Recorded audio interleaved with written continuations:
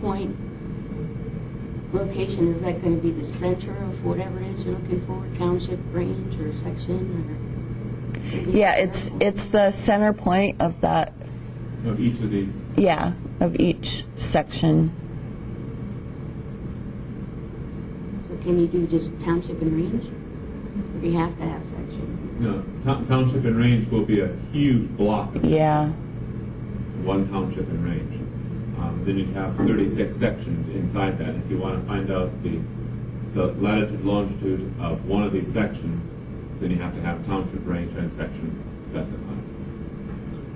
If we go to max extent, what do we get? Whole state of Idaho? No, I fixed that. Okay.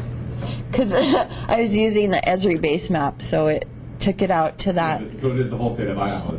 Yeah. Uh-huh. The full extent before I fixed it took it out to that whole, like, Right. football-shaped globe. Yeah, right. Uh-huh. Yeah, so this is good. This is looking good. And your overview map. Okay, so now if we would go in and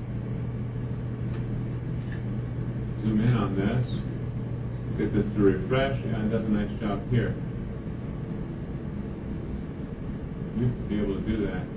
It's good now. So where's your base map from? This is an Esri. Esri, yeah. Yep. Oh, the Bing. You're bringing in Bing. Yeah. Okay. It's just in ArcMap you do add base map, and that's one of the options. Okay, folks, what do you think? Ways to make this better?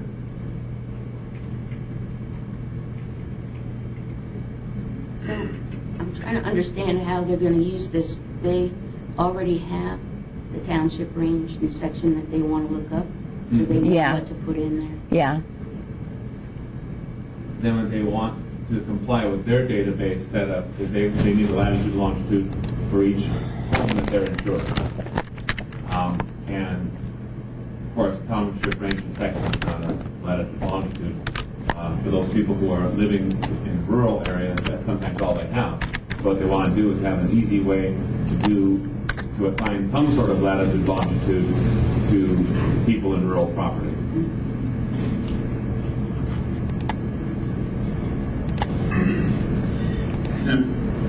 One thing that might, I don't know, just my thought would be having the township and range section breaks. So you can kind of see the outlines like in a red or something like that, so you can see what the blocks are. Yeah, I was thinking of that. So what you could do is you could do a symbolize on PLSS based on the township and range, so that a given township and range, might be this large, right? And it would appear in one color. Another township and range might be a different color, right?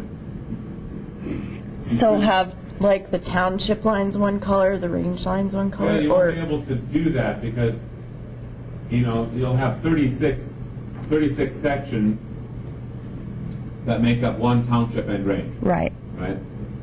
And so what you might want to do is, and you might want to just experiment on this on your own computer, the desktop, because it might just look too bizarre, right, with all these different colors all over the place. Yeah. Before you make changes on the server. But give that a try, because right now it's just, all this kind of grayish color, which is fine. You can see where all these lines are. But if a person's looking for just wants to see, okay, this is one township, and here's another township, and so on and so forth, that might be helpful. I'm not so sure. Okay. I found one that actually works, that finds... Oh, you did find one? Yeah, 12 north. Okay, so if we do 12 north. I needed to find some real ones in Idaho before 32 east and section 4. So it would be just space 04, yeah.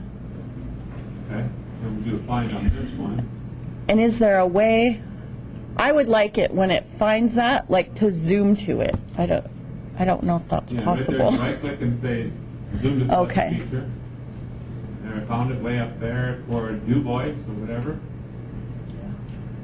There it is. Put the push pin into it. We can expand that.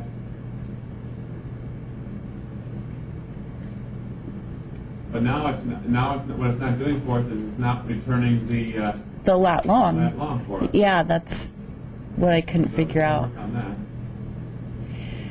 If you bring up the little attributes on the pin too, I mean, it could show the lat long there, but it's not. No, it's not. Huh. Well. Got a little bit of work to do, huh? I don't know why it's not. Usually it shows more than you want. This time it's not showing us anything. Okay? And that was one of all those attributes are ones I turned off. The lat long should be the one that's on. So it's like they're opposite. Double check it. Maybe you did the opposite in ArcMap. Could be. Yeah, don't check that. Okay.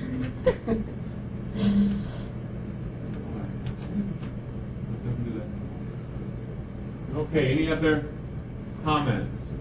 So are you going to do anything to improve it, or is this your product? Or? I think definitely one thing. Well, I have to have the lat long come out. Right, but I mean, But also, we is need there to any have other steps? better instruction for this. Yeah. Something like that has to be done. Any other comments, folks have?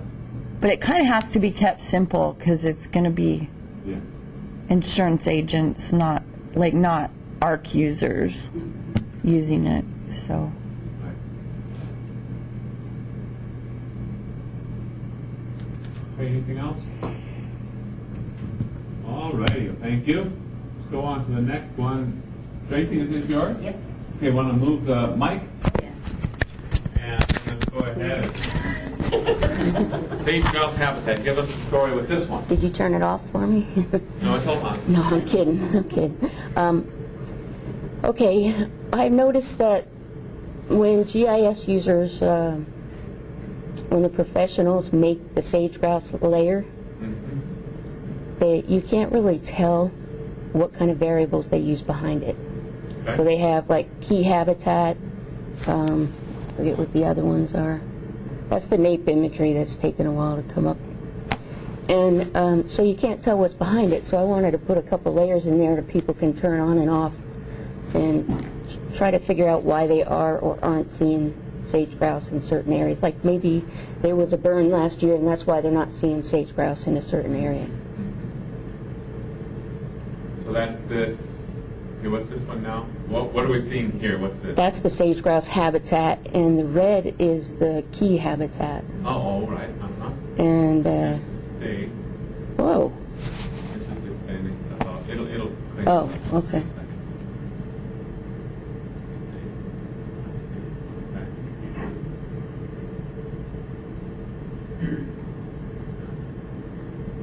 So the only ones I have so far are the fire gear and the NAPE, so they can zoom in. Like there's one spot on the eastern part of the Snake River Plain that there's a circle there and there's no sage grouse in there, it looks like. And that's the top of a mountain. Oh. So you can get ideas like that from it. And you're supposed to be able to search by year, by fire burn size, but I haven't been able to get anything except the state out of the search. Okay. So what's the fire year do for us? That's something that you can turn on. I was thinking maybe you could drill down to some of these layers, but you can find out when a fire was. Back to 1878? Well, I was thinking of shortening that up, but it does take about 40 years for the sage grouse to regenerate, from what I've read. So where's this data coming from? The fire year? I believe that's from inside Idaho. The BLM? Yes. Yeah. It's the That's what BLM we data. started for them. You know, we built that a long time ago, and it goes back to 1939. Yeah, because I had trouble finding And it should be through 2010. On our SDE, Mm-hmm. this SDE layer, we have it from 1936 to 2010 right now. Okay. So you can take a look at that if you want to use that. And now I'll tell you this, the reason why this Idaho NAPE is slow Yeah. is because you are bringing in the image service. You don't want the image service. I don't. No. Okay. The image service is bringing in the raw pixels, and it is always going to be slow. Okay. Okay, when what you want to do is you want to use this to give some orientation, kind of a base layer, then definitely always use the map services. What a map service is you guys already know this, but now let's think it through for the NAEP. Okay, so you have 6,700 individual files, remember, called tile, okay, that come into this is CDEP. You know what that is? We talked about that last time, okay? And then that is being served as an image service. Raw stuff. It's the geotips. It's sending geotips over the web. Okay. Right, and all their giantness. Right, great stuff. If that's what you need for to consume inside of ArcMap, probably, right? But then what we did to speed it up and to improve performance, we took that image service, our own image service, consumed it inside of ArcMap, made that into a map service on the same server, okay, and did all these performance tweaks to it to get it to just scream out that imagery as JPEGs, as pings, really fast, shows you exactly what you want to see. There's no layers, it's just one thing, right? So that's what you want to do. So what's that called? It's the exact same, go to the exact same server, the NAEP server, Okay. and just look for the map service called Natural Color NAEP 2009, something like that. Okay. Carol was using it in hers. I think I saw some other people using it or going to use it or something. Okay. And that's going to slow you down, right? And it's not meant to be fast. It's meant to have all the data, meant to be consumed inside of ArcMap by other GISers. When you get to this level, it's not going to ever be of use to you. Okay. So always bring in map services. Okay, any other comments or questions for Tracy?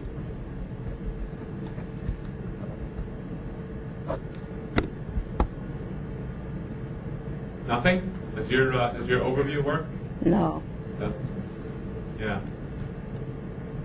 You know what it could be? You're trying to consume this into your overview? I don't think so. I think I just used a black and white. Then you had another map service that you were pointing to? Mm-hmm. Oh, I don't know what's going on then.